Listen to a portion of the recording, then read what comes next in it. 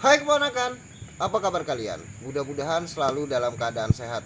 Kembali lagi bersama saya Adi Sulaksono, dan hari ini saya mau menjelaskan tentang bagian-bagian dari tanaman. Nah, sebenarnya apa yang akan saya sampaikan ini dasar dari ilmu pertanian.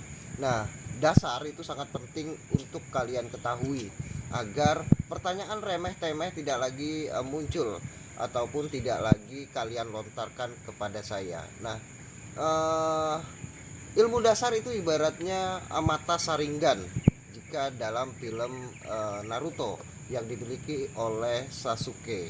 Nah, jika kita memiliki dasar atau menguasai dasar ilmu pertanian, maka kita tidak terlalu banyak bertanya tentang apa yang diterapkan oleh petani lain. Nah, misalkan kita sudah memiliki dasar, seperti halnya saya sudah memiliki dasar ilmu pertanian.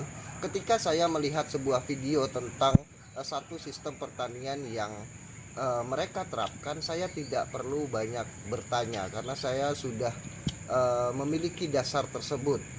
Nah, saya kasih contoh, misalkan mengapa satu kebun itu diberikan banyak parit-parit ataupun banyak drainasenya. Nah, tentu itu berkaitan dengan kondisi lahan di mana petani tersebut menerapkan sistem drainase atau parit-parit tadi. Nah, berarti petani tersebut berbudidaya di daerah dataran rendah. Dan atau misalkan jika kita menguasai tentang dasar ilmu pertanian, maka kita bisa mengkloning apa yang sudah diterapkan oleh petani-petani lain hanya dengan melihat. Nah, kecuali ada hal-hal yang prinsipal ataupun tujuan yang tujuan besarnya, nah itu boleh ditanyakan. Jika kalian memiliki ilmu dasar, maka hal yang remeh-temeh itu tidak akan ditanyakan, seperti halnya jarak tanam, kemudian usia tanamannya berapa.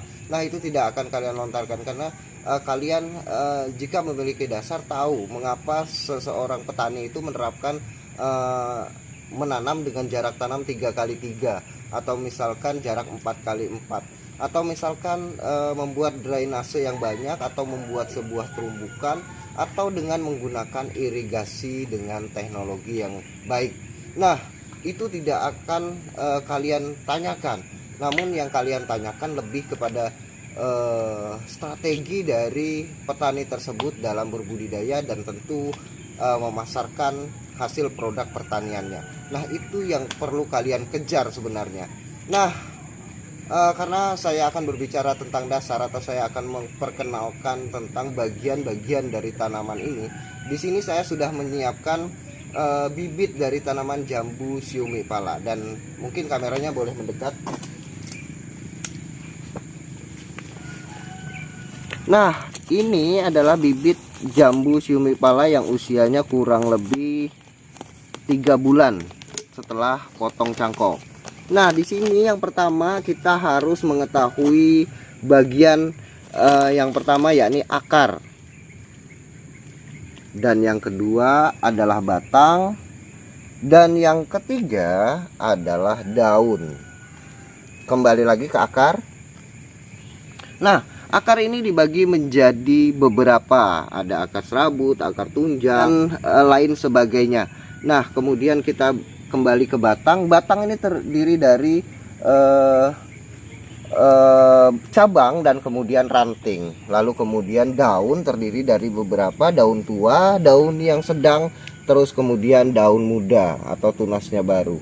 Dan kemudian nanti kita berbicara tentang buah atau bakal buah itu jika sudah ditanam di lahan. Nah, setelah kita mengetahui bagian-bagian dari tanaman, ya ini terdiri dari akar, batang, dan daun, maka kita harus mengetahui ini adalah wujud dari bagian-bagian tersebut. Maka lalu yang kedua adalah fungsi. Fungsi akar ini apa? Nah, fungsi akar adalah untuk menopang batang dan daun, dan fungsi utama dari akar adalah menyerap makanan atau unsur hara yang diperlukan oleh tanaman tersebut. Lalu kemudian kita juga harus mengetahui akar yang mana yang menyerap unsur hara tersebut atau yang mencari makan. Lalu kemudian kita lari ke batang. Apa fungsi dari batang? Batang sendiri berfungsi sebagai pendistribusi makanan yang diserap oleh akar, kemudian didistribusikan ke daun. Lalu kemudian sekarang fungsi dari daun. Fungsi utama daun adalah mengolah hasil makanan yang diserap oleh akar, kemudian didistribusikan oleh batang ke cabang dan ranting, dan kemudian unsur hara tersebut diolah oleh daun. Nah, tentu daun yang tidak tua dan juga tidak terlalu muda. Nah, kemudian setelah dilakukan pemasakan yang dibantu oleh sinar matahari melalui proses fotosintesis, dan kemudian kembali lagi didistribusikan ke seluruh bagian tanaman termasuk akar. Nah, setelah kita mengetahui tentang bagian-bagian dari tanaman ini, kemudian fungsi dari bagian-bagian tanaman ini, maka yang terakhir saya akan menjelaskan tentang ciri-ciri bagian-bagian tanaman ini yang sehat. Nah, jika akar yang sehat tentu berwarna coklat keputih-putihan. Nah, akar yang sehat, sekali lagi saya katakan bahwa warnanya coklat keputih-putihan. Lalu kemudian batang yang sehat adalah batang yang memiliki kulit yang tebal. Terus kemudian daun yang sehat memiliki warna hijau yang pekat.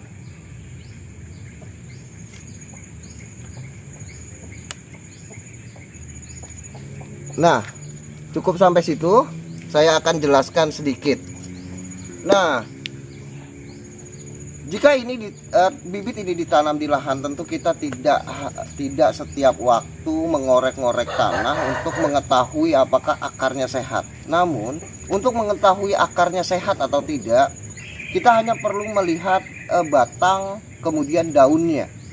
Nah, jika batang memiliki kulit yang tebal, kemudian berair, maka menandakan bahwa akarnya sehat. Terlebih lagi dengan daunnya yang hijau pekat atau hijaunya baik. Nah, tapi terutama ciri akar bisa dideteksi dengan mengetahui kesuburan dari batang. Kalau daun bisa saja dia rusak bukan karena akar, namun karena serangan hama. Nah, ada beberapa ciri tanaman yang rusak karena akarnya tidak sehat, namun juga ada beberapa ciri tanaman yang daunnya rusak karena diserang hama. Nah, itu juga harus kalian pelajari.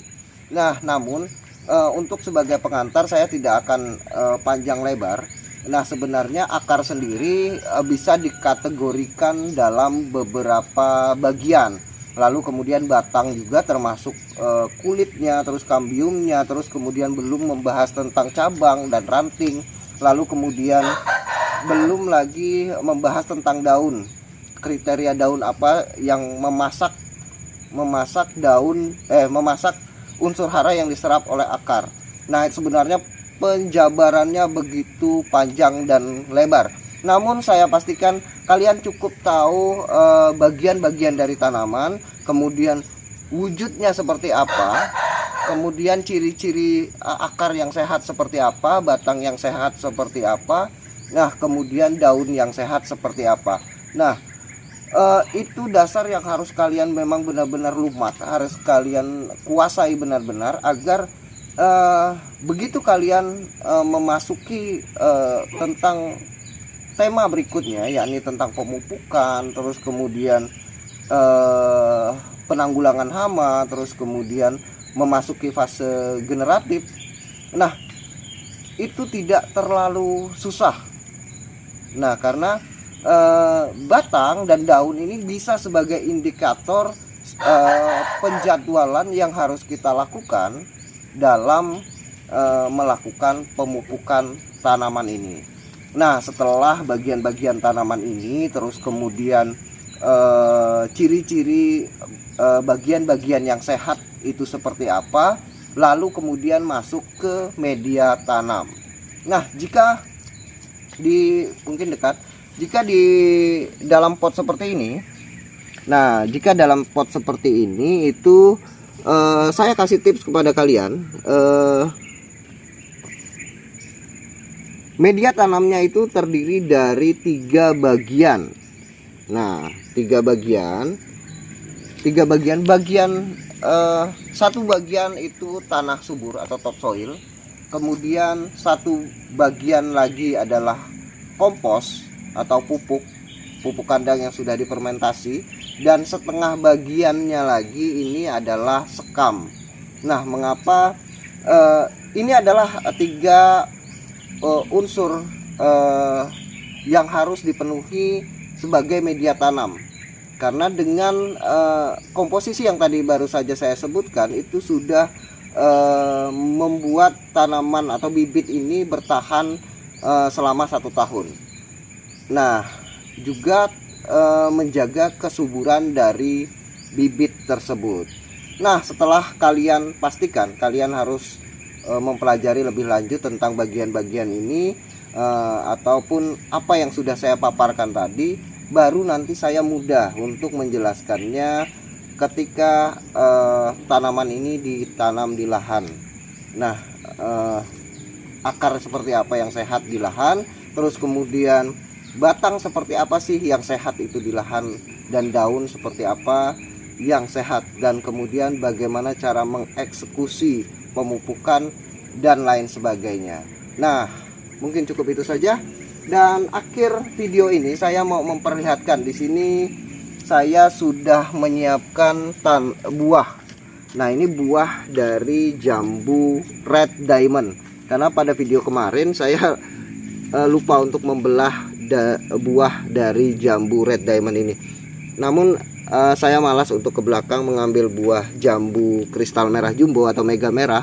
Jadi hari ini saya hanya akan memotong buah jambu red diamondnya. Nah, seperti apa isinya kita sama-sama saksikan. Nah, memang benar-benar tanpa biji. Sayangnya ini buahnya tidak terlalu terlalu baik ya, karena memang berukuran kecil. Sebenarnya ukuran yang ideal dari tanaman jambu red diamond ini ukurannya sebesar-besar ini. Nah, ini memang benar-benar tanpa biji, dan memang kalau dari dilihat saja itu sudah terlihat bahwa jambu ini manis, lebih manis dari tanaman jambu siumi pala, dan memang mengkilat seperti tebu ya dia. Nah, kalau ini normal, buahnya normal, ini merahnya lebih dari ini, lebih menyerupai dengan semangka, seperti namanya Hong Pause atau semangka, jambu semangka.